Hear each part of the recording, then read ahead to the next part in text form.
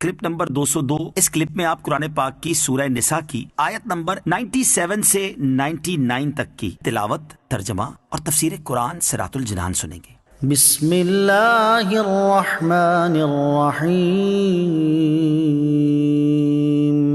ترجمہ: اللہ کے نام سے شروع جو نہایت مہربان رحمت والا ہے۔ ان الذين توفاهم الملائكة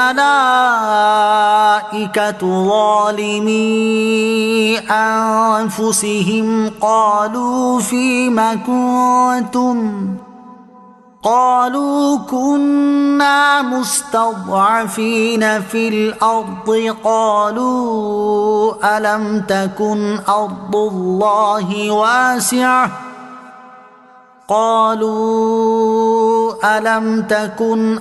الله واسعة فتهاجروا فيها فأولئك مأواهم جهنم وساءت مصيرا۔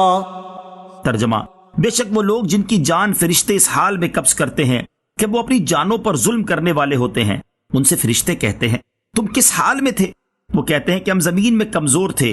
تو فرشتے کہتے ہیں کیا اللہ کی زمین کشادہ نہ تھی کہ تم اس میں ہجرت کر جاتے؟ تو یہ وہ لوگ ہیں جن کا ٹھکانہ جہنم ہے، اور وہ کتنی بری لوٹنے کی جگہ ہے۔ ظالمی انفسہم، اپنی جانوں پر ظلم کرنے والے۔ یہ آیت ان لوگوں کے بارے میں نازل ہوئی جنہوں نے کلمہ اسلام تو زبان سے ادا کیا، مگر جس زمانے میں ہجرت فرض تھی اس وقت ہجرت نہ کی، اور جب مشرکین جنگ بدر میں مسلمانوں کے مقابلے کے لیے گئے تو یہ لوگ ان کے ساتھ ہوئے اور کفار کے ساتھ ہی مارے بھی گئے۔ اس آیت کا خلاصہ یہ ہے کہ بے شک وہ لوگ جن کی روح فرشتے اس حال میں قبض کرتے ہیں کہ وہ فرض ہجرت ترک کر کے اور کافروں کا ساتھ دے کر اپنی جانوں پر ظلم کرنے والے ہوتے ہیں، ان کی موت کے وقت فرشتے انہیں جھڑکتے ہوئے کہتے ہیں تم اپنے دین کے معاملے میں کس حال میں تھے؟ وہ عذر پیش کرتے ہوئے کہتے ہیں کہ ہم زمین میں کمزور لوگ تھے اور کافروں کی سرزمین میں رہنے کی وجہ سے دین کے احکام پر عمل کرنے سے عاجز تھے۔ تو فرشتے ان کا عذر رد کرتے اور انہیں ڈانٹتے ہوئے کہتے ہیں کہ اللہ تعالیٰ کی زمین کشادہ نہ تھی کہ تم کفر کی سرزمین سے ایسی جگہ ہجرت کر کے چلے جاتے جہاں تم دین کے احکام پر عمل کر سکتے۔ تو جن لوگوں کے برے احوال یہاں بیان ہوئے یہ وہ لوگ ہیں جن کا آخرت میں ٹھکانہ جہنم ہے، اور وہ کتنی بری لوٹنے کی جگہ ہے۔ ہجرت کب واجب ہے؟ اس آیت سے ثابت ہوا کہ جو شخص کسی شہر میں اپنے دین پر قائم نہ رہ سکتا ہو اور یہ جانے کہ دوسری جگہ جانے سے اپنے فرائض دینی ادا کر سکے گا، اس پر ہجرت واجب ہو جاتی ہے۔ اس حکم کو سامنے رکھ کر کافروں کے درمیان رہنے والے بہت سے مسلمانوں کو غور کرنے کی حاجت ہے۔ اللہ عز و جل توفیق عطا فرمائے۔ حدیث میں ہے جو شخص اپنے دین کی حفاظت کے لیے ایک جگہ سے دوسری جگہ منتقل ہوا، اگرچہ ایک بالش تھی کیوں نہ ہو، اس کے لیے جنت واجب ہوئی، اور اس کو حضرت ابراہیم اور محمد مصطفیٰ صلی اللہ تعالی علیہ وسلم کی رفاقت میسر ہوگی۔ ہجرت کی اقسام اور ان کے احکام۔ اعلیٰ حضرت امام احمد رضا خان رحمۃ اللہ تعالی علیہ نے ہجرت کی اقسام بیان فرمائی ہیں۔ ان میں سے ایک قسم کہ دارالسلام سے ہجرت ہو، اس بارے میں فرماتے ہیں رہا دارالسلام، اس سے ہجرت عامہ حرام ہے کہ اس میں مساجد کی ویرانی و بے حرمتی، قبور مسلمین کی بربادی، عورتوں بچوں اور ضعیفوں کی تباہی ہوگی۔ اور ہجرت خاصہ میں 3 صورتیں ہیں۔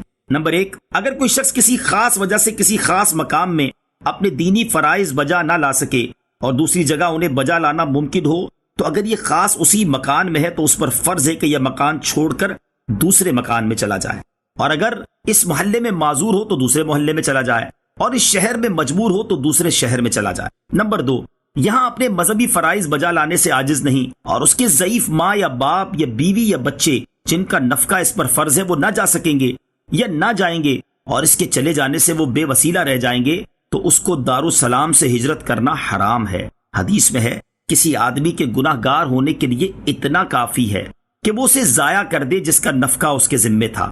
یہ وہ عالم جس سے بڑھ کر اس شہر میں عالم نہ ہو، اسے بھی وہاں سے ہجرت کرنا حرام ہے۔ نمبر 3، نہ فرائض سے عاجز ہے نہ اس کی یہاں حاجت ہے، اسے اختیار ہے کہ یہاں رہے یا چلا جائے، جو اس کی مصلحت سے ہو وہ کر سکتا ہے۔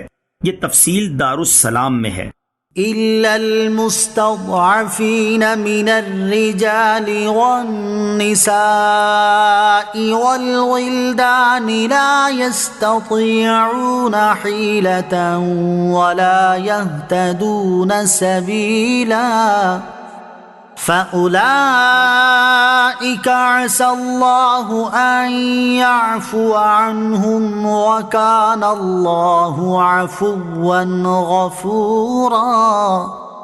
ترجمہ: مگر وہ مجبور مرد اور عورتیں اور بچے جو نہ کوئی تدبیر کرنے کی طاقت رکھتے ہوں اور نہ راستہ جانتے ہوں، تو ان قریب اللہ ان لوگوں سے درگزر فرمائے گا اور اللہ معاف فرمانے والا بخشنے والا ہے۔ إِلَّا الْمُسْتَضْعَفِينَ مِنَ الرِّجَالِ وَالنِّسَاءِ وَالْوِلْدَانِ، مگر وہ مجبور مرد، عورتیں اور بچے۔ اس آیت اور اس کے بعد والی آیت کا خلاصہ یہ ہے کہ وہ مجبور مرد اور عورتیں اور بچے جو نہ ہجرت کرنے کی طاقت رکھتے ہوں، نہ ان کے پاس اخراجات ہوں، اور نہ ہی وہ ہجرت گاہ کر راستہ جانتے ہوں، تو ایسے عاجز اور مجبور لوگ ہجرت نہ کرنے پر قابل گرفت نہیں۔ ان قریب اللہ تعالیٰ ان لوگوں سے درگزر فرمائے گا، اور اللہ تعالیٰ کی شان یہ ہے کہ وہ معاف فرمانے والا، بخشنے والا ہے۔